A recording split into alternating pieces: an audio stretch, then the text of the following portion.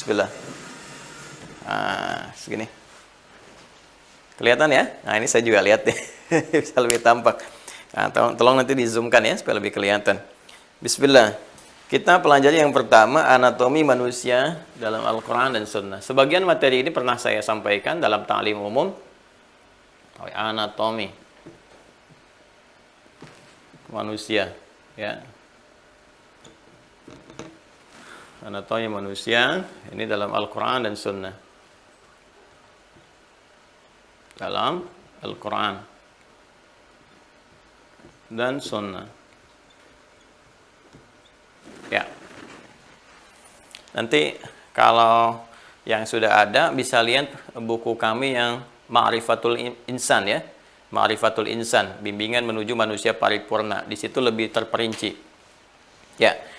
Kalau kita belajar di kedokteran misalnya, ya, anatomi itu kan cenderung membahas tentang fisik ya, hal yang terkait dengan fisik. Misalnya anatomi tubuh gitu kan, lebih kepada mempelajari, membedah segala yang terkait dengan tubuh kita. Dari ujung kepala sampai dengan ujung kaki. Nah, hanya kalau kita melihat di disiplin ilmu yang ada saat ini, dalam konteks kemanusiaan, belum ada yang membedah tentang anatomi manusia secara utuh. Ya, bagaimana satu sosok disebut dengan manusia, seperti apa bagian-bagiannya, secara terperinci seperti apa isinya, fungsinya bagaimana, ya, belum ada yang memberitakan, menyampaikan secara terukur menjadi disiplin pengetahuan yang sampai ke sana. Ya, ini wajar dipahami. Kenapa? Karena memang yang sangat mengetahui ya tentang sebuah ciptaan itu hanya penciptanya. Bukankah pembuat kapal akan sangat mengerti tentang kapal? Ya kan? Pembuat pesawat akan sangat mengerti tentang pesawat. Pembuat handphone sangat mengerti tentang handphone sehingga bisa menjelaskan bagian-bagiannya. Bukan cuma hardware-nya, software-nya juga. Di hardware ada ini, ada ini, ada ini, software-nya ini, fungsinya begini, kaitan software dengan hardware juga seperti ini. Ada kan logika berpikir sederhana, setiap pencipta akan sangat mengetahui apa yang diciptakan. Demikian adanya, kenapa belum kita temukan pembahasan tentang anatomi manusia secara utuh dan detail ya dalam karya-karya yang ditampilkan oleh manusia? Karena memang manusia tidak bisa menciptakan manusia. Ya, manusia tidak bisa menciptakan manusia. Artinya manusia bukan pencipta manusia. Ya, maka kita mesti mengembalikan kepada pencipta hakiki bagi manusia dan setiap makhluk yang ada. Tiada lain, yaitu kita harus kembalikan kepada keterangan sang pencipta. Di sini Allah Subhanahu wa Ta'ala. Kita juga nanti akan belajar kenapa kita menuhankan Allah dan kenapa kita memilih Allah sebagai Tuhan serta Islam sebagai agama kita. Nanti ada turunannya, ada dasarnya. Ya, jadi kita sepakat bahwa untuk mengetahui tentang manusia secara utuh kita harus kembalikan kepada pencipta manusia. Ya, pencipta manusia. Dalam hal ini yang kita yakini Allah Subhanahu wa Ta'ala. Dia. Baik, dalam hal ini yang kita yakini Allah Subhanahu wa Ta'ala. Nanti turunannya kita akan belajar ya, kenapa kita menuhankan Allah, dari mana datangnya nama Allah. Ini spesial semuanya, kita akan bahas ya. Baik. Nah, kalau kita ingin mengetahui informasi segala yang disampaikan oleh Allah Subhanahu wa Ta'ala, maka kita harus lacak lewat firman-firman Allah. Ya, ini akan kita bedakan bahasanya. Kalau manusia kan berkata, ya kan, kalau Nabi Rasul bersabda, kalau Allah kan berfirman, ya kan, Allah Subhanahu wa Ta'ala berfirman. Apa firman yang disampaikan yang berisi informasi tentang segala bentuk ketetapan darinya, baik penciptaan, ya, pemeliharaan, pemenuhan kebutuhan, ya kan, keterangan-keterangan yang sangat penting dalam kehidupan dan sebagainya. Ya, ini ada dalam firman-Nya. Nah, sedangkan firman yang disampaikan oleh Allah Subhanahu wa Ta'ala semua terhimpun dalam Al-Qur'an. Ya, dalam Al-Quran.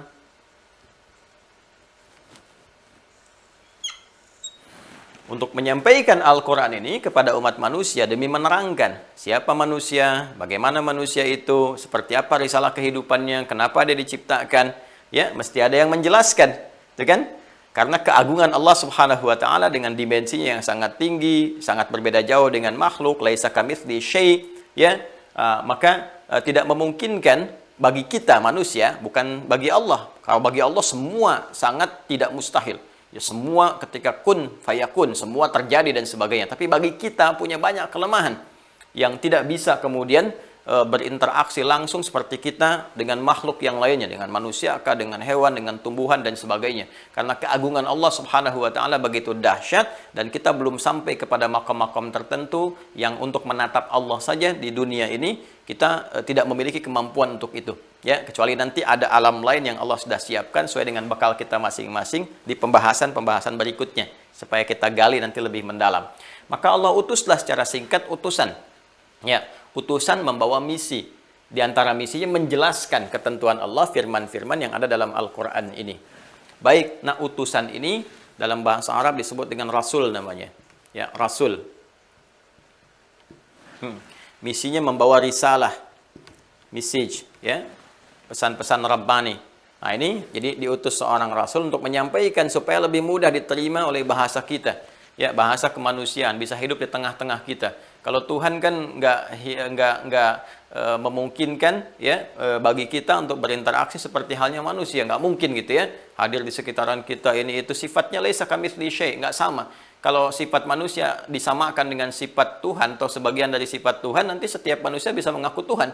Ya, seperti Firaun pernah mengaku Tuhan, ana rabbukumul a'la, Namrud juga demikian dan sebagainya. Ya, dan disadari sepenuhnya pada akhirnya kalau dia itu manusia, punya keterbatasan, nggak mungkin jadi Tuhan, dia meninggal juga ya, kemudian juga punya banyak kelemahan dan sebagainya. Karena itulah Allah ingin menunjukkan kepada kita melalui rasul yang diutus bahwa kita ini manusia, kita ini ciptaan, dan harus menyadari bahwa sepenuhnya kita ini makhluk yang punya tugas-tugas tertentu. Maka diutuslah rasul dalam setiap perjalanan umat manusia. Dari Nabi Nuh alaihissalam, kalau Adam alaihissalam kan bukan rasul, ya tapi nabi.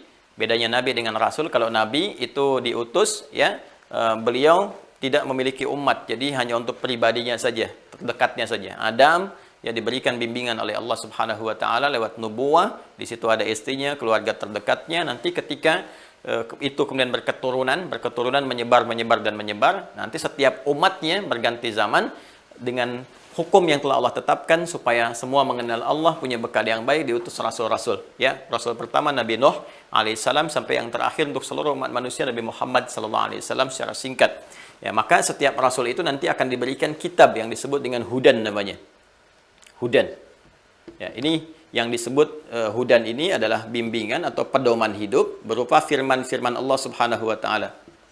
Ya, yang diturunkan, disampaikan oleh Allah Subhanahu wa taala untuk membimbing manusia supaya benar menjalani kehidupan di bumi sebagai khalifah. Ya. Nah, ini ya pedoman hidup ini. Adam juga sama, ketika turun diberikan hudan. Quran surah kedua Al-Baqarah di ayat 38. Qul nahbitu minha jami'a fa imma ya'tiyannakum minni hudan. Faman tabi'a hudaya fala khaufun 'alaihim walahum yahzanun. Sekarang dimulai misi kehidupan manusia. Adam dan pasanganmu turun ke bumi, jalani kehidupan, aku akan berikan pedoman hidup. Siapa yang mengikuti pedoman hidupku ini, ya, pedoman hidup yang telah Allah tetapkan, faman tabi'a hudaya fala khaufun 'alaihim walahum yahzanun, maka aku jamin, kata Allah, kehidupannya akan selalu lekat dengan ketenangan dan juga kesenangan. Khauf itu takut, gelisah. Lawan dari gelisah itu tenang. Walahum yahzanun, tidak sedih. Ya, tidak sedih itu artinya senang. Jadi konsepsi kehidupan di bumi itu sebetulnya tenang dan menyenangkan, menenangkan dan menyenangkan, kan? Di pekerjaan menyenangkan, di rumah tangga demikian, dalam kehidupan sosial demikian. Jadi kalau ada yang sering mendatangi kegelisahan atau mendapati ketidaktenangan, ya, maka boleh jadi kalau hidupnya sering galau, sering sedih dan sebagainya, ini pedoman hidupnya yang belum digali. Nanti setiap pindah generasi, hudannya muncul dan diberi nama dengan nama tertentu untuk membedakan dengan masa-masa setelahnya. Ya, seperti di zaman Nabi Musa, misalnya kan ada Taurat, zaman Nabi Isa alaihissalam ada Injil, sebelumnya zaman Nabi Daud ada Zabur, ya. Itu semua disebut hudan. Ya, kalau Anda lihat misalnya di Quran surah 17 Al-Isra di ayat kedua, ya, wa ataina Musal kitab. Kami berikan pula kepada Musa kitab, pedoman hidup. Ya, apa kitabnya? Taurat. Ya, kita sudah paham Taurat di Ali Imran ayat ketiga. Nazzala 'alaikal kitaba bil haqqi musaddiqan lima bayna yadayhi. Ya, wa anzalat Taurata wal Injil. Nah, Taurat disebut Taurat itu dengan hudan. Kembali ke Quran surah ke-17 Al-Isra di ayat yang kedua. Wa ataina Musal kitabah, kami berikan kepada Musa alaihissalam kitab sebagai pedoman untuk umatnya. wa ja'alnahu hudan li bani Israil, dan kami jadikan kitab Taurat ini sebagai pedoman hidup untuk kelompok Bani Israel saja. Jadi terbatas Bani Israel. Boleh jadi nanti di satu umat nabinya bisa banyak. Ya, seperti saya sampaikan di era Nabi Ibrahim itu ada Nabi Ibrahim, Nabi Lut alaihi wassalam. Ya, di era Nabi Isa ada Nabi Isa alaihissalam, ada juga Nabi Yahya gitu kan yang lahir sebelumnya. Kemudian di eranya misalnya Nabi Musa, ada Nabi Musa, ada Nabi Nuh alaihissalam, ya, keduanya bahkan ditugaskan bersamaan. Nabi Musa sebagai seorang rasul, Nabi Nuh pendampingnya, gitu kan, alaihi wassalam. Nah, jadi ini hudan. Nabi Muhammad diutus untuk umat yang terakhir sampai kehidupan berakhir. Karena itu bahasanya di Quran tidak menunjuk kepada kelompok atau etnis tertentu. Kalau sebelumnya kan umat, kaum, bani, gitu kan, Bani Israel, ya Bani Israel. Nabi Muhammad tidak. Ya, maka karena beliau rasul terakhir untuk semua manusia sampai kehidupan itu berakhir, ya, dan terkumpul ajaran para rasul sebelumnya di risalah Nabi Muhammad SAW, maka firman yang Allah turunkan pun, petunjuk kehidupan hudan yang diturunkan pun itu sifatnya lebih komprehensif. Ya, mencakup semua petunjuk yang telah disampaikan rasul-rasul sebelumnya dan kemudian diteruskan sampai dengan kehidupan berakhir, dikumpulkan di satu nama yaitu Al-Qur'an. Ya, diturunkan di waktu yang istimewa. Kemudian kitabnya karena istimewa, rasulnya istimewa, waktunya istimewa, dan fungsinya tetap kembali ke sini hudan. Yaitu ke Al-Baqarah ayat 185. Ya, Quran surah kedua ayat 185. Syahrul Ramadhan alladzi unzila fihil Quran. Di bulan Ramadan, bulan yang sangat istimewa itu, bulan yang kita diperintahkan berpuasa itu, diturunkan Al-Quran. Apa fungsinya Al-Quran? Hudan linnas ini. Hudan menjadi pedoman hidup linnas untuk semua manusia. Karena bahasanya menggunakan linnas, kan menunjuk pada semua manusia tanpa kecuali. Ya, dan ini sifatnya bentuk jamak, teman-teman sekalian, menunjuk sifat sosial, bukan tunggal. Jadi Nabi diutus bukan untuk orang per orang, tapi semua. Bukan hanya untuk kalangan bangsa Arab, kan, tapi untuk semua manusia sampai kehidupan berakhir. Maka Al-Quran pun ini pedoman hidup untuk semua manusia sampai kehidupan berakhir. Ya, nah ini dasar yang pertama dulu untuk kita ketahui. Ya, jadi kita mengetahui Allah berfirman, firman-Nya disampaikan pada Rasul yang dipilih untuk umat terakhir Nabi Muhammad SAW, kan? Kemudian kitabnya disebut dengan Al-Quran, maka firman-Nya ada dalam Al-Quran, dan ini disampaikan konsepsinya sebagai pedoman hidup untuk semua manusia, karena semua manusia dan kita termasuk manusia. Artinya semua referensi terkait kehidupan kita, kalau ingin mengetahui tentang petunjuk-petunjuk dari Sang Pencipta, yaitu Allah Subhanahu wa Ta'ala, maka rujukannya dari sini. Jelas ya? Rujukannya dari Al-Quran. Nah, penjelasan-penjelasan terkait Al-Quran nanti akan disampaikan oleh Rasulullah. Tafsir terbaik kan dari Nabi SAW, karena beliau diutus itu untuk menafsirkan, menjelaskan. Tafsir itu menjelaskan secara terukur, secara jelas, sehingga tidak ada lagi kegamangan akan pemahaman-pemahaman dari apa yang kita kaji itu tafsir. Kedalamannya disebut dengan takwil namanya. Oke? Nah, di sini karena fungsi Nabi itu menjelaskan, menerangkan kandungan-kandungan Al-Quran, baik melalui perkataan beliau, baik melalui tindakan beliau, baik melalui ketetapan beliau, atau sifat-sifat kehidupan beliau yang terkait dengan risalah, itu semua disebut dengan hadis namanya. Hadis. Ya. Ma usnida ila Nabi sallallahu alaihi wasallam min qaulin aw fi'lin aw taqririn aw sifatin khalqiyatin aw khuluqiyatin. Segala yang disandarkan kepada Rasulullah sallallahu alaihi wasallam, Nabi Muhammad sallallahu alaihi wasallam, baik dari perkataan ketika menjelaskan kandungan wahyu dari Al-Qur'an, kemudian perbuatan, ya, beliau nggak berkata, tapi ada perbuatan menunjukkan kepada kita. Al-Qur'an berfirman wa aqimus shalah, tunaikan salat. Kan bagaimana caranya? Ya, maka Nabi menjelaskan dengan perkataan misalnya kan, ketika beliau menerangkan kepada Khalad bin Rafi Az-Zuraiqi, begini cara salat yang benar, diterangkan dengan perkataan. Tapi ketika mempraktekkan itu kan tidak berkata-kata kepada sahabat, menjelaskan, langsung takbir bagaimana, kan? Sampai dengan salam. Sahabat yang menyimak dari belakang, memahami, meriwayatkan kembali sehingga sampai kepada kita, diajarkan dalam bentuk perilaku. Takdir ketetapan, ya. Beliau tidak mengatakan iya misalnya, atau tidak juga melarang, tapi mendiamkan persoalan tertentu yang dibenarkan oleh beliau menjadi sebuah ketetapan. Ya, ada sifat-sifat perilaku misalnya kan, sifat-sifat hiasan kehidupan. Nah, ini semua yang terkait disandarkan kepada Rasulullah disebut dengan hadis, ya. Jika berkorelasi dengan kehidupan terkait dengan syariat, ya, terkait dengan syariat. Kemudian ketika itu menjadi tuntunan kehidupan, jadi segala yang disandarkan kepada Nabi, ya, jadi tuntunan kehidupan yang kita ikuti. Ya, tuntunan yang kita ikuti, jalan yang kita ikuti. Ya, secara singkat disebut sunnah namanya. Nah, sekarang paham ya, antara hadis dengan sunnah ya. Ya, kalau di ilmu hadis ini disamakan. Jadi nanti sunnah itu pengertiannya ada dalam pengertian fikih, ada dalam pengertian usul fikih, ada dalam pengertian ilmu hadis. Yaitu nanti berbeda. Ya, kalau kita masuk ke dalam pengertian hadis, maka tadi segala yang bersandar dari Nabi Shallallahu Alaihi Wasallam, dari perkataan, perbuatan, perilaku atau sikap dan sifat yang melekat kepada beliau, kan? Nah, kalau kemudian kita ikuti maka menjadi sunnah dalam kehidupan. Nah, kalau kita bawa kepada persoalan usul fikih, nanti beda lagi timbangannya. Ya, kalau kita hadirkan ke kaidah, nanti ada pertengahan mubah, tarik ke kanan sunnah, tarik ke sini jadi hukumnya wajib, tarik ke kiri makruh, ke sini lagi menjadi haram. Jadi konsepsi hukum namanya. Ya, dasarnya bisa berbeda.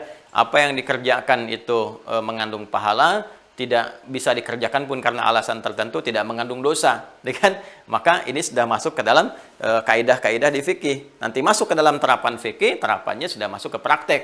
Makanya kita kenal nanti misalnya ada sholat sunnah, sholat wajib, puasa sunnah, puasa wajib ya. Nah, yang kita maksudkan di sini dalam konteks pengertian ilmu hadis ya. Jadi kalau segala yang disandarkan kepada Rasul yang disebut hadis, kalau ini menjadi tuntunan kehidupan yang kita ikuti disebut sunnah. Karena itu ada yang sering kita dengar syiar atau istilah-istilah yang terkait dengan syariat itu Al-Quran, Sunnah, Al-Quran, Sunnah. Itu bukan ingin menunjuk pada golongan tertentu. Jadi jangan dipahami kalau Al-Quran, Sunnah misalnya, wah ini kelompok A, kelompok B, tidak demikian. Ya semua orang Islam itu pasti Al-Quran, Sunnah. Semua orang Islam. Gak mungkin ada orang Islam itu nggak Al-Quran, Sunnah. Mustahil. Ya mustahil. Rujukan bagi orang Islam sumbernya itu cuma dua. Yang paling utama ya Al-Quran dengan Sunnah. Nanti turunannya penjelasan-penjelasan.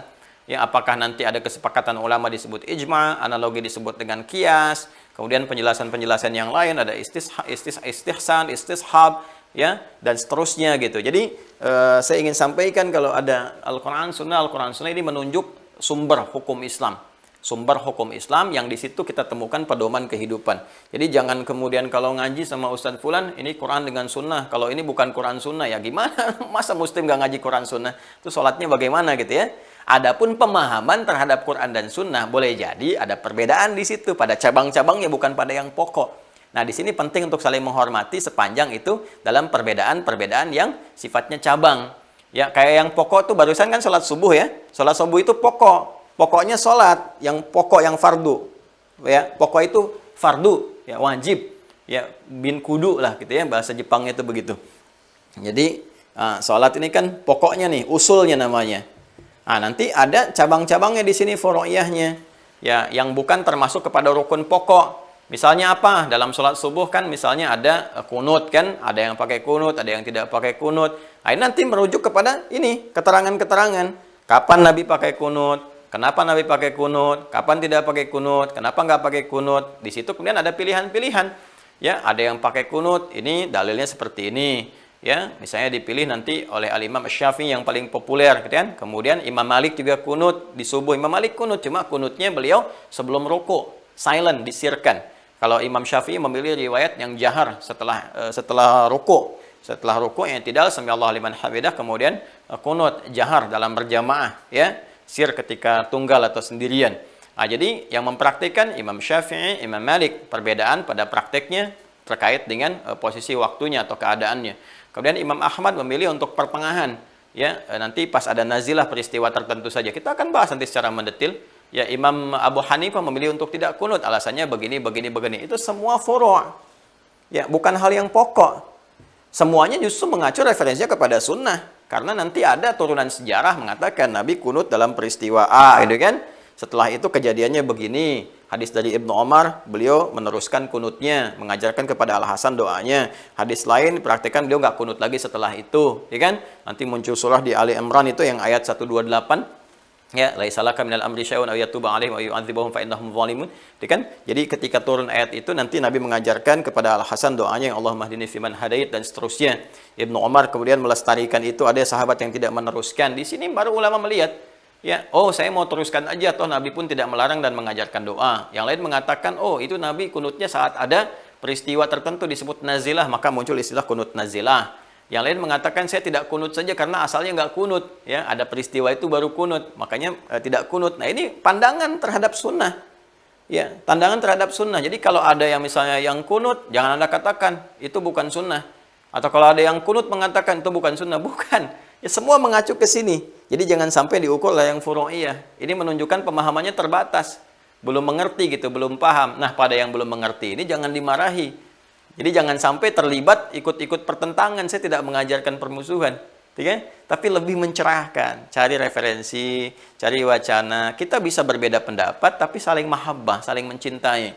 Ya kalau dasarnya kita itu bening, bersih, ada rasa cinta, ada rasa kebaikan, insya Allah kehidupan kita akan lebih nyaman. Minimal untuk kita sendiri tenang. Oh ini kok mau jadi baik malah mikirin orang? Anda aja ibadah belum benar, masa sudah ngoreksi ibadah orang lain? Gitu kan?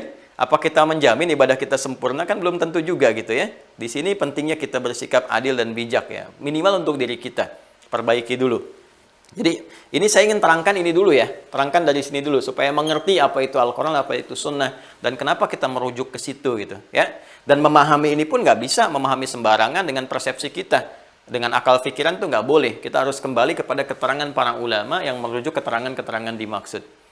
Nah karena itu terkait dengan penciptaan manusia ini, sehingga kita bisa menemukan mengapa manusia membutuhkan agama, dari agama turun akidah, dari akidah turun iman, dari situ kita memilih kenapa Tuhannya Allah. Jadi kalau ditanya sekarang kita mengerti bagaimana menjawab argumen semua agama sama, menuju pada Tuhan yang sama, cuma caranya beda-beda. Ayo jawabnya seperti apa? Kita harus punya jawaban. Kalau Anda ditanya kenapa Anda milihnya Allah Tuhannya, bukan yang lain, jawabnya apa? Ini pertanyaan kan simple gitu. Ya, tapi sebetulnya sudah terjawab semua di Al-Quran. Keterangan di hadis juga ada, dan kalau ada yang bertanya begitu lagi, jawabannya lebih gampang. Ya, kenapa Anda tidak ikut agama ini? Kenapa pilihnya Allah? Ya, Anda bisa jawab, maaf pertanyaan itu sudah ada 15 abad yang lalu, Anda telat menanyakannya. Gitu kan? Anda telat bertanya yang 15 abad yang lalu sudah ada jawabannya. Ini jawaban saya begini-begini. Jadi bisa berdakwah dengan cara yang baik. Ya, yuk kita masuk ya. Kita ada, Masya Allah, sebentar lagi jam 6. Tadi kan kita mulai agak telat dikit ya, jadi kita bonus nanti setelah 5 menit ya. Ini saya izin saya hapus dulu. Kalau sudah paham ini, konsepsi, cara berpikirnya, konstruksi berpikirnya mengerti, baru kita masuk kepada sisi pembahasan yang pokok bagian pertama. Anatomi manusia gitu ya. Nah, di dalam Al-Quran, teman-teman sekalian, nanti jabarannya insya Allah saya tuliskan di intisari ya. Kadang-kadang nanti untuk mempercepat misalnya, saya sampaikan dulu pokoknya, nanti dalilnya nanti Anda bisa lihat secara terperinci, atau nanti kalau diperlukan yang penting saya akan tuliskan ya, secara khusus. Disebut manusia, konsepsi berpikirnya secara singkat begini. Secara singkat ya, kalau nanti mau lebih mendalam, dibaca buku yang pernah saya sajikan tentang manusia, Ma'rifatul Insan ya, Ma'rifatul Insan. Bimbingan menuju manusia paripurna. Disebut manusia, setidaknya anatominya terbagi pada 3 bagian. Jadi kalau satu di antara 3 ini tidak ada, maka kemanusiaannya dipertanyakan. Hati-hati ya, cek diri kita juga ya. Yang pertama, itu sudah ada fisiknya dulu. Ada bodinya. Ini ada tubuhnya. Ini nanti yang di dunia kedokteran atau di kesehatan, ini ada anatomi tubuh. Ya, saya pun dulu belajar biologi ada anatomi tubuh kan.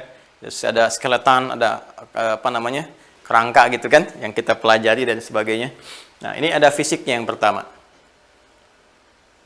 Baik, dan ini fisik yang pertama kali berproses, disempurnakan. Ya, misalnya kita temukan di Quran surah ke-15 ya. Al-Hijr misalnya di ayat ke-28. Sudah? Kemudian di turunan hadisnya yang paling gampang Al-Arba'in saja ya. Al-Arba'in kan ini mudah diakses ya, yang karya Al-Imam An-Nawawi. Hadis yang keempat ya. Hadis yang keempat, riwayatnya dari sahabat Abdullah bin Mas'ud. Abdullah bin Mas'ud radhiyallahu taala anhu. Ya. An Abi Abdurrahman Abdullah bin Mas'ud radhiyallahu taala anhu qala Rasulullah sallallahu alaihi wasallam wa huwa shadiqul masduq inna ahadakum yujma'u fi batni ummihi 40 yawman nutfah thumma yakunu mithla dhalika 'alaqah thumma yakunu mithla dhalika mudghah ya thumma fayursalu ilaihi al-malak ya, kemudian fayumaru bikatbi arba'in dan seterusnya hadis. Nah, ini yang pertama. Jadi yang pertama dibentuk yang fisiknya dulu, fisiknya. Ini yang paling dasar, ya. Dari Quran surah 15 dari ayat 28 sampai dengan kalau mau diteruskan ayat 29 30 gambarannya. Wa idz qala rabbuka lil malaikati inni khaliqum basyara. Ya, dan ketika Rabb Muhammad sallallahu alaihi wasallam berfirman kepada para malaikat dan sebagian kalangan jin yang ada pada saat itu, inni sungguh aku khaliq. Ini ayat yang langsung menyebutkan Allah itu sebagai khaliq. Nih, Allah khaliq. Jadi kalau kita mengatakan Allah sang khaliq, ya, pencipta, Allah langsung mengatakan inni khaliq, akulah sang pencipta. Ya, akulah Tuhan. Jadi kalau di Al-Qur'an itu tegas kalau aspek ketuhanan. Nanti kalau sudah masuk ke bagian ketuhanan kita akan bahas ya. Bagaimana Allah mengatakan innani anallahu la ilaha illa ana fa'budni. Sayalah Allah, ya, Tuhan yang layak dipertuhankan, disembah, sembah saya. Jadi satu-satunya kitab suci di muka bumi yang menunjukkan kalimat saya Allah, satu-satunya Tuhan yang dipertuhankan, sembah saya, cuma di Al-Quran. Ya, kalau Anda nggak percaya silahkan cek, bandingkan dengan kitab manapun. Saya punya koleksi kitab-kitab yang diyakini sebagai kitab suci, tapi hanya di Al-Quran ditemukan kalimat. Ini kita dalam keilmuan ya, argumentasi keilmuan. Jadi kita bahas dalam perspektif ilmu. Dan turunannya, pembuktiannya lewat pembuktian penelusuran gitu. Silahkan dicek.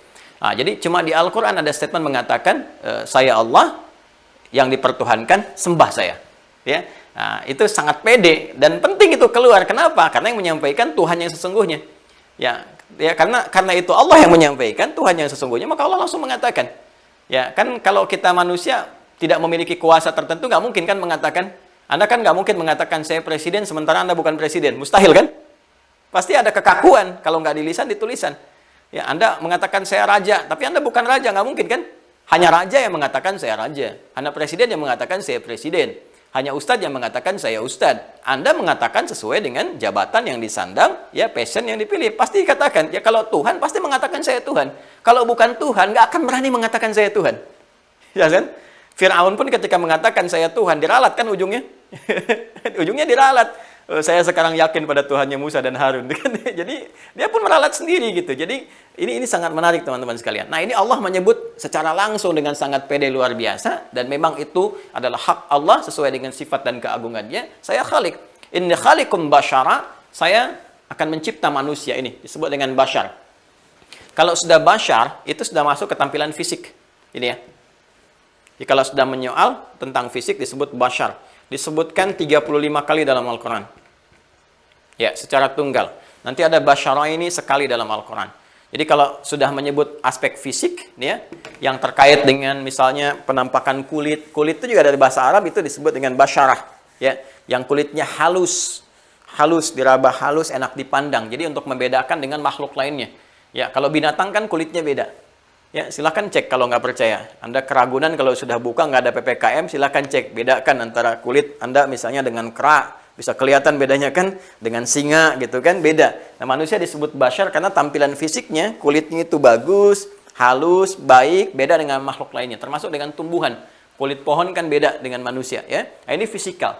Termasuk nanti ada fungsi tubuhnya yang terkait dengan nafsu, yang butuh makan, butuh minum dan sebagainya. Ini basyar namanya. Ya, basyar. Jadi kalau sudah disebutkan basyar, ini sudah masuk aspek fisik. Ya, bahkan nanti detail.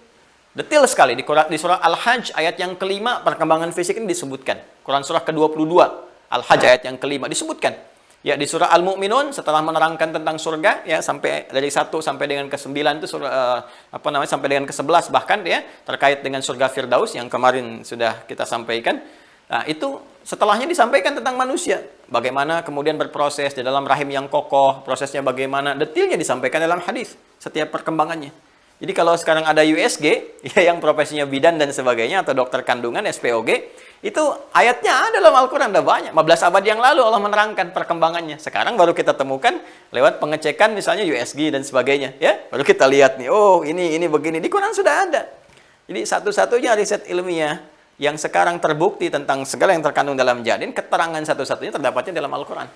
Bagaimana seorang Nabi Muhammad yang mohon maaf ya, berasal dari satu padang pasir, peradaban belum muncul, informasi terbatas, bisa menyampaikan ini semua yang risetnya 15 abad kemudian baru terbuktikan. Kalau bukan keterangan Sang Khalik pencipta kita mustahil. Ya, ini terkait dengan fisik. Jadi manusia mesti ada fisiknya. Seperti saya kan kelihatan nih. Beda dengan Anda yang ada sekarang. Untuk membedakan satu dengan yang lainnya, kalaupun ada yang mirip, nggak akan 100%.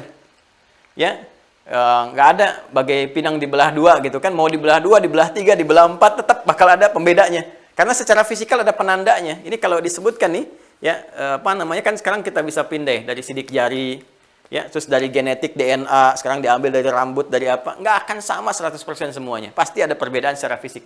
Ya. Jadi secara inti disebut manusia mesti ada fisiknya.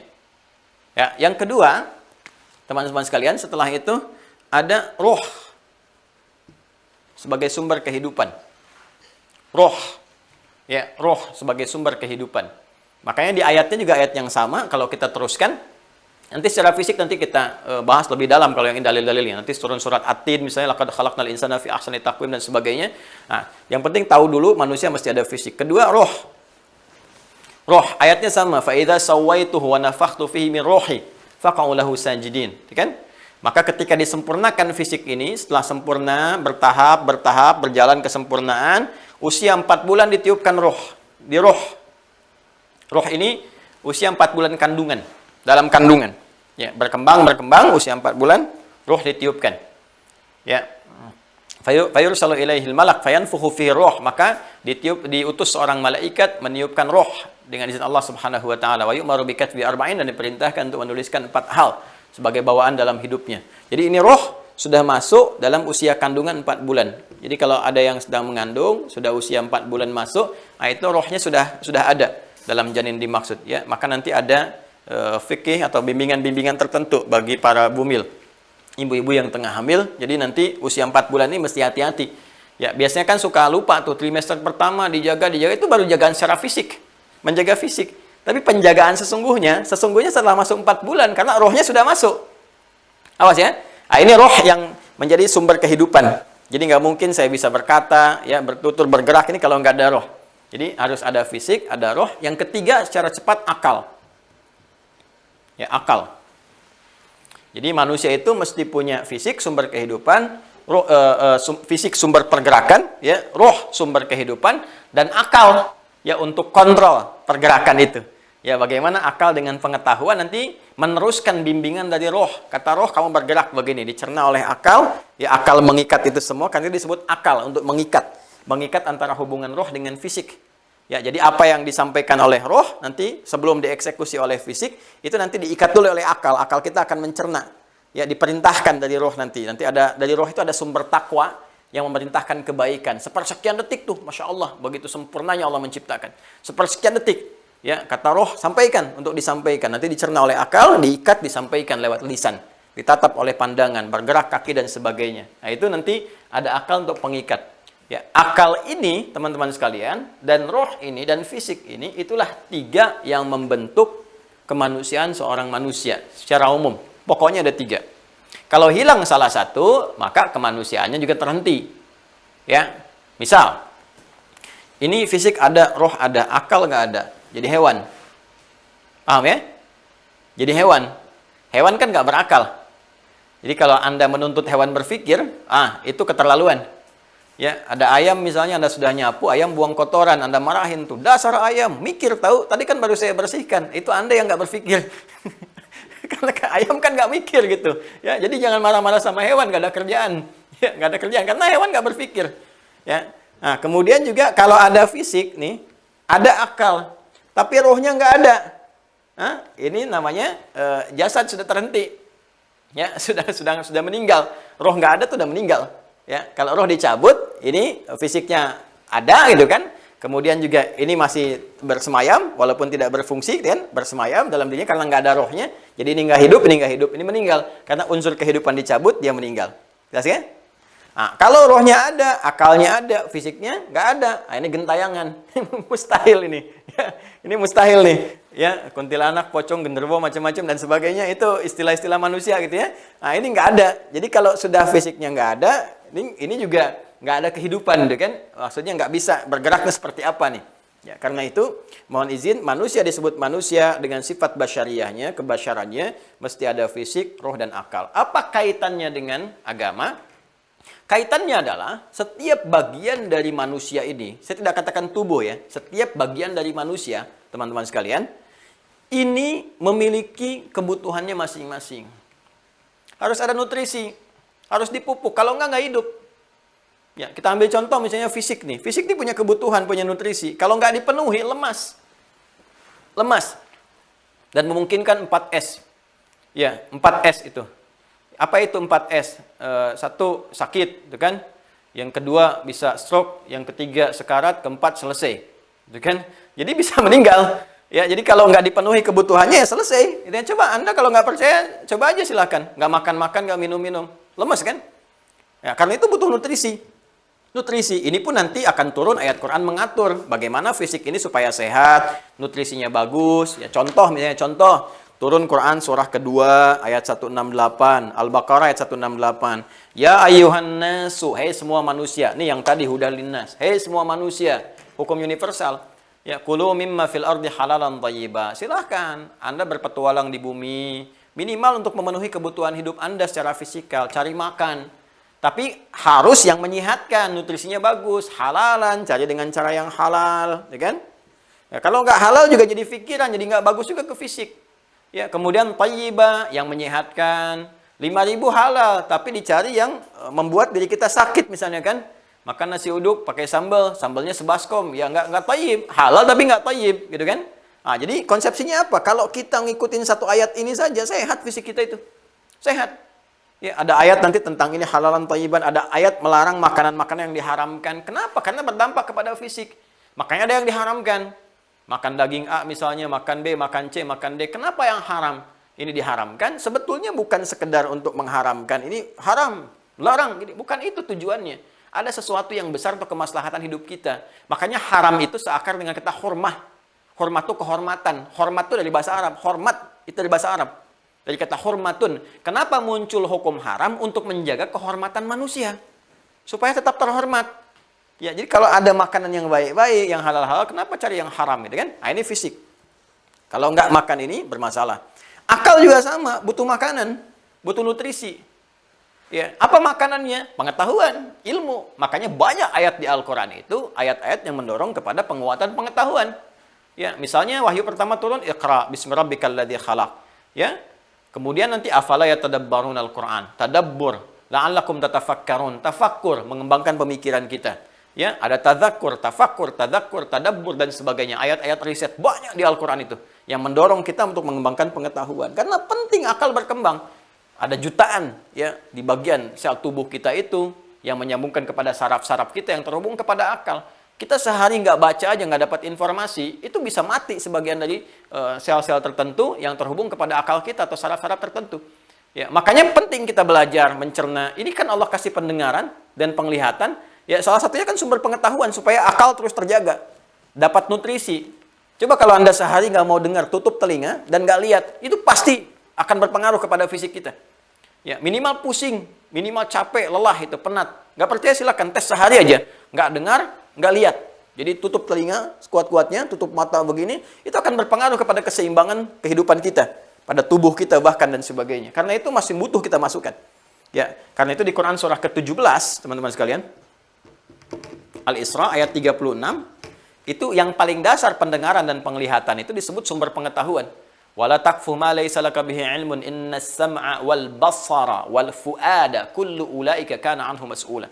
Jangan ikuti segala hal yang tidak punya dasar pengetahuannya, yang bisa dicerna lewat pikiran, lewat akal. Innas sam'a, sungguh pendengaran itu sumber pengetahuan.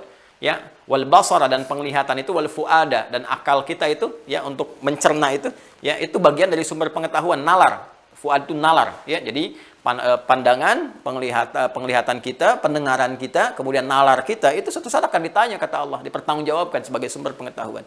Ini teman-teman sekalian. Jadi butuh nutrisi, makanya kita sekolah kan? Sekolah.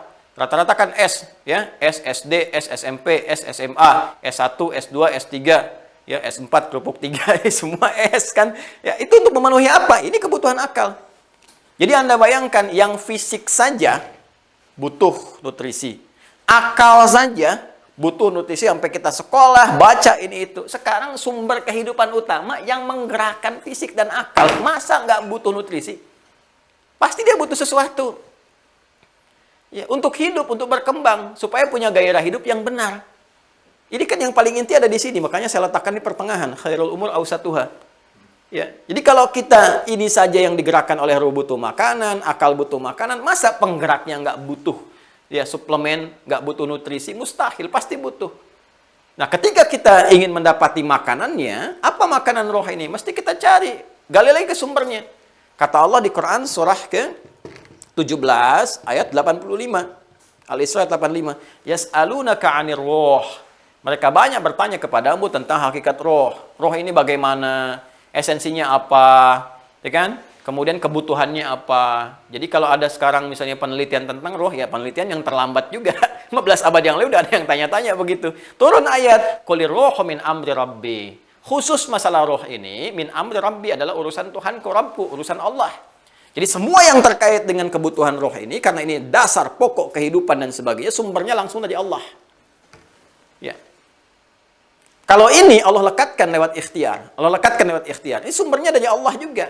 Kebutuhan fisik sumbernya diterangkan oleh Allah. Nih begini, kamu ikhtiar begini. Nih begini akal, kamu ikhtiar. Kamu yang belajar, kamu begini. Roh, semua kembali kepada Allah ketetapannya. Sumber kehidupan, sumber penggerak, sumber inti dan sebagainya. Allah yang maha tahu ingin menetapkan. Nah, ini ada sesuatu yang penting. Kenapa ketika urusan roh ini, semua dikembalikan kepada Allah Subhanahu wa Ta'ala secara langsung. Sementara yang ini kita diberikan keterangan, walaupun sumbernya dari Allah juga. Ini dari Allah juga, tapi kita diberi keterangan. Kamu silahkan makan, silahkan beraktivitas, diberi keluasan. Cuma ini jangan yang disentuh yang begini. Ya, dan jangan bertanya, kenapa yang enak-enak itu yang dilarang gitu kan? Gak usah bertanya begitu. Cari aja, begini. Ya, masuk ke sini, silahkan kerjakan. Tapi ketika masuk kepada roh, spesifik Allah katakan, "Qulir rohu min amri rabbi, wa ma utitu minal ilmi illa qalila."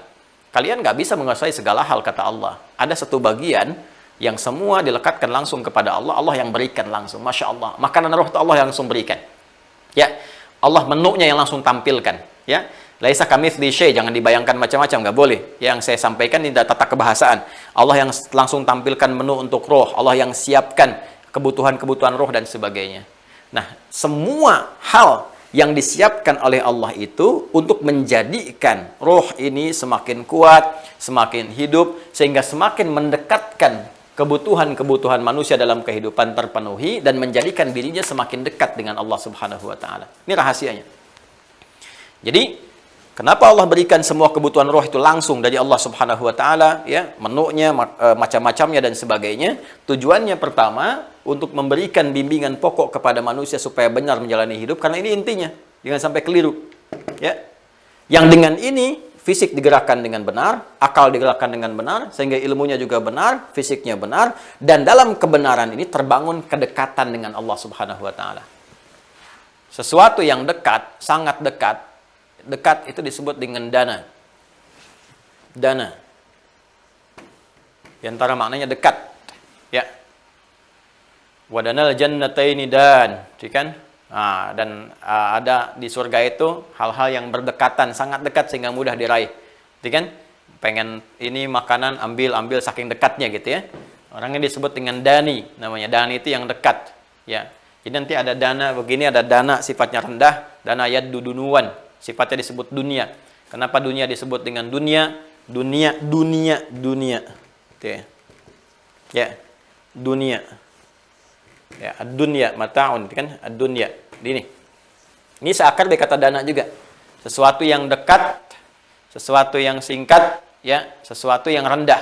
Kenapa dunia disebut dengan dunia sifatnya? Karena segala kehidupan di sini berlangsung singkat. Kayaknya baru kemarin ya, kita SD, sekarang udah punya anak, udah punya cucu dan sebagainya. Ini dunia. Ya, hubungannya dekat. Dan kalau kita terlalu mengejar dunia, maka akan rendah kehidupan kita di mata Allah Subhanahu wa Ta'ala. Dana sesuatu yang dekat, sesuatu yang rendah, sesuatu yang berkonsekuensi. Frame yang meliputi sifat ini disebut din namanya. Ad-din. Kama tadinu tudan. Masih ada terkait dengan ini, din. Kenapa din disebut din? Ya, karena dengan din ini kita bisa membangun kedekatan dengan Allah Subhanahu wa Ta'ala. Saya ulang, kenapa din disebut din? Karena ketika masuk kepada frame ini, frame din ad-din ini, maka akan terbangun kedekatan dengan Allah Subhanahu wa Ta'ala dari kata ini. Ya. Dekat. Singkat. Jadi orang yang bisa masuk ke dalam frame din ini, semua komunikasi dengan Allah itu akan dijawab begitu singkat. Makanya orang-orang yang kuat dinnya berdoa langsung dijawab, pengen ini diberikan, ini dibimbing, cepat. Ya, cepat sekali. Singkat, dekat dengan Allah Subhanahu wa taala. Sebaliknya, orang-orang yang menjauh dari ini maka sifat muncul, sifat dari dana itu rendah, terendahkan. Orang yang menjauh dari din ya rendah di hadapan Allah Subhanahu wa taala, tidak punya nilai di hadapan Allah Subhanahu wa taala. Kembalinya begitu rendah. Itu konsepsinya. Karena itu ada orang Arab mengatakan kama tadinu tudan, sebagaimana engkau memeluk ad-din, masuk dalam ad-din, maka di situ pula engkau akan dibalas. Apakah engkau dekat atau jauh dengan Allah Subhanahu wa taala. Nah, ad-din ini teman-teman sekalian, ketika ditampilkan dalam Al-Qur'an, konsepsi ad-din ini, frame ini yang disebutkan oleh Al-Qur'an di dalamnya langsung mengatur kebutuhan roh. Di dalam ad-din inilah ada petunjuk-petunjuk, ada pedoman-pedoman, yang notabene semua itu adalah nutrisinya roh. Supaya roh itu punya hubungan yang dekat dengan Allah. Supaya bisa menggerakkan fisik, ya terhubung dengan Allah. Dibimbing oleh Allah, ilmunya dibimbing Allah, gerakannya dibimbing Allah, berkatanya dibimbing Allah. Muncul itu semua dari sini, dari roh. Ya. Supaya rohnya dekat dengan bimbingan Allah, ya kalau doa cepat dikabulkan, fisik bermohon mengangkat tangan, lisan berkata, ya Allah aku ingin cepat dikabulkan, kuncinya dari sini. Maka dia harus membangun kedekatan dengan Allah. Untuk membangun kedekatan dia harus masuk ke dalam ad-din. Ad-din inilah yang diterjemahkan dalam bahasa kita dengan nama agama. Agama, yang asalnya agama itu seperti bahasa Sanskerta. Tidak, agama rusak.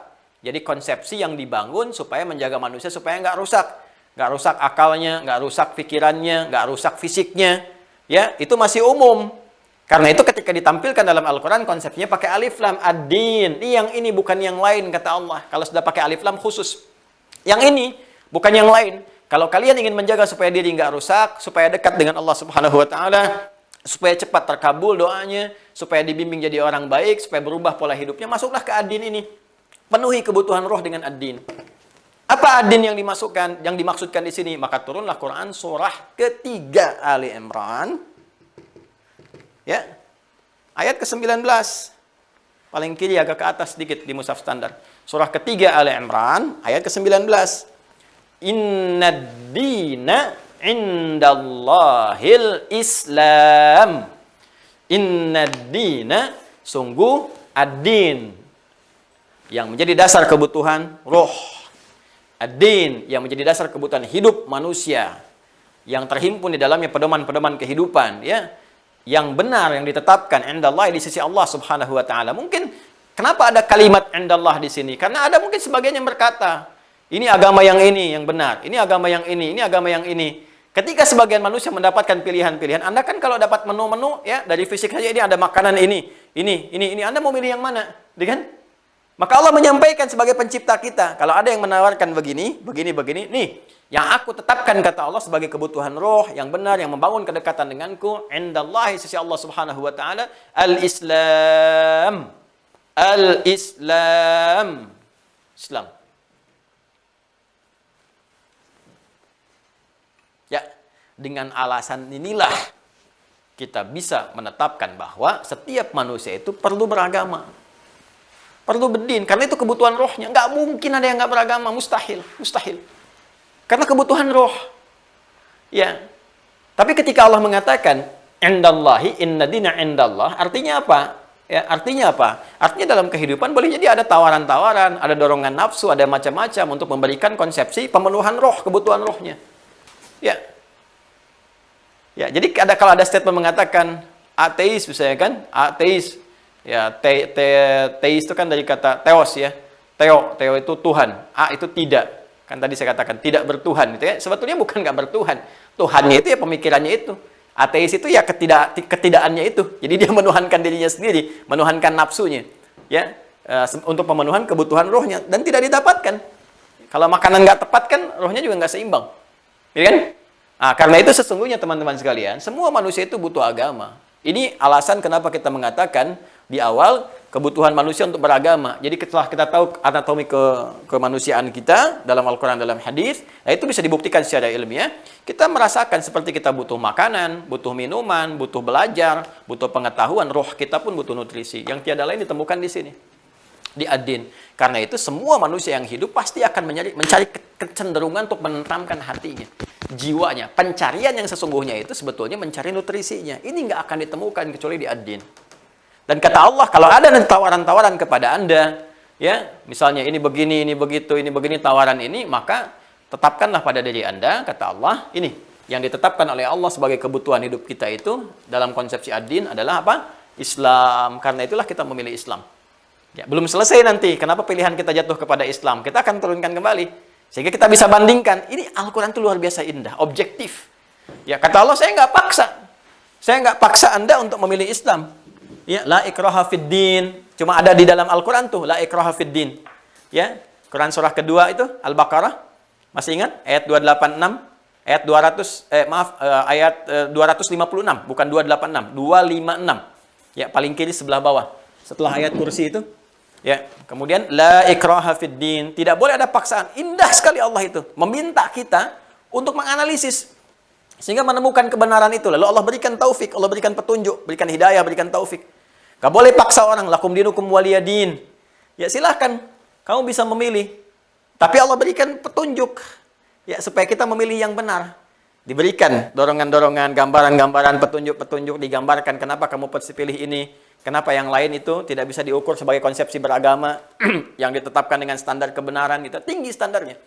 Ya, tapi yang pertama kita pelajari dulu, tahap pertama dulu. Jadi kalau sekarang kita ditanya kenapa kamu pilih untuk beragama, ya kita bisa menjawab karena agama itu kebutuhan spiritual saya. Kebutuhan roh saya. Sama dengan Anda kalau nggak makan kan Anda lemas. Nah saya ini kalau nggak beragama, roh saya lemas. Fisik saya nggak bisa beraktivitas dengan baik. Akal saya nggak bisa kemudian mencerna dengan baik. Itu kebutuhan roh. Ini jawaban pertama. Ya kan? Kenapa Anda pilih Islam? Nah, belum selesai jawabannya. Belum selesai. Nanti ada materi selanjutnya. Saya sudah lewat nih. Lewat 15 menit ya. Mohon maaf. Jadi kalau ditanya, pertama kita mesti jawab kenapa Anda beragama. Jadi jawaban kita yang paling gampang, karena agama adalah kebutuhan roh saya, kebutuhan spiritual saya, soul, spirit. Ya, jadi seperti tubuh saya nggak makan, saya bisa lemas. Kalau saya pun tidak beragama, pasti hati akan gelisah, hati tidak akan tenang. Ya, jadi kalau nggak percaya, Bapak Ibu silahkan lah. Hati itu pasti butuh ketenangan. Dan ini yang menggerakkan semua kita beraktivitas. Kalau dia nggak tenang, nggak akan nyaman kita beraktivitas. Dan sumber ketenangan itu nanti ada dalam agama. Ada dalam agama, itu sumber segalanya. Nah sekarang persoalannya, kenapa yang kita pilih adalah Islam? Kenapa Allah menetapkan agama yang benar itu Islam? Apa standar kebenaran Islam itu? Kenapa kita memilih Islam? Apa standar kebenarannya? Bagaimana kalau dibandingkan dengan kepercayaan lainnya, keyakinan yang lain? Bagaimana kita bisa menjawab syubhat-syubhat yang muncul, semua agama sama, tinggal kita pilih menuju Tuhan yang sama? Gimana cara membuktikannya? Menjawabnya seperti apa? Nanti saya pun sudah ada referensi, termasuk juga dari buku-buku dan sebagainya, dari aspek sejarah. Ya, tapi kita akan kembali kepada Al-Quran dulu. Insya Allah, nanti itu yang akan kita pelajari di pertemuan berikutnya hari Senin, insya Allah ya. Hari Senin. Jadi, ini kita baru masuk ke pokok bahasan kedua. Anatomi manusia dalam Al-Quran. Nanti ada ujiannya ya.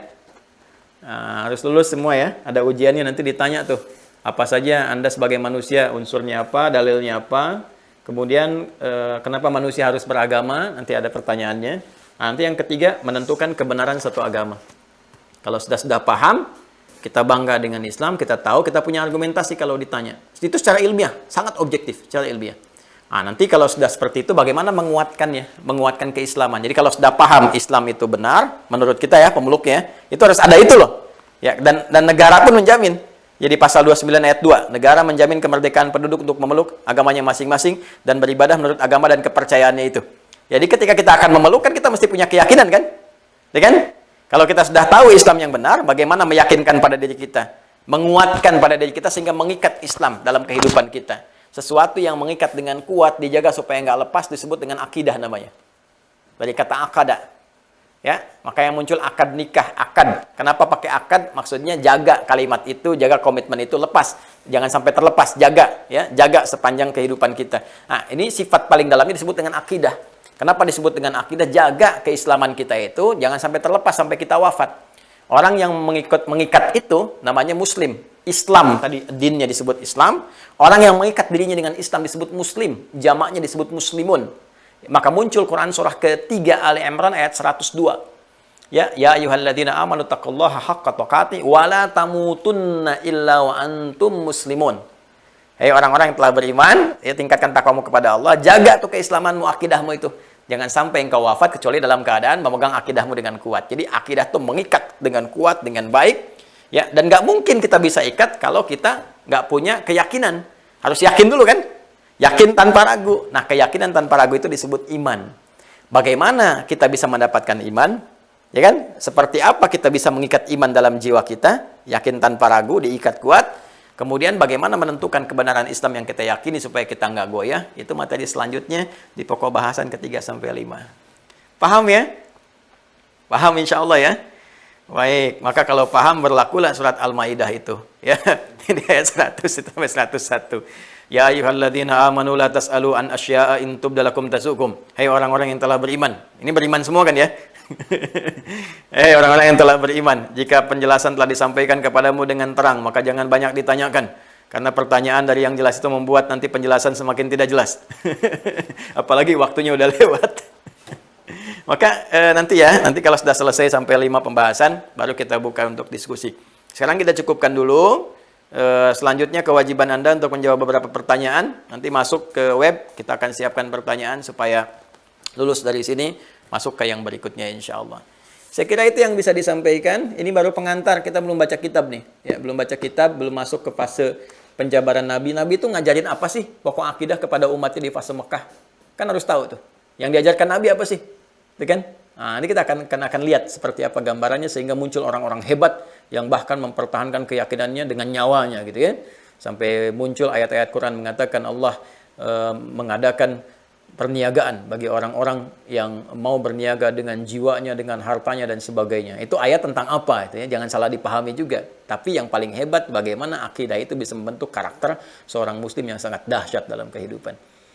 Demikian, semoga bermanfaat. Semoga Allah memaafkan kesalahan kita, mengampuni dosa-dosa kita. Semoga Allah menyempurnakan yang kurang-kurang yang kita pelajari, mengoreksi apa yang salah dari apa yang telah kita dapati. Dan semoga Allah membimbing kita kepada jalan-jalan yang baik. Saya penting sampaikan, jika ada yang benar itu dari Allah dan Rasulnya.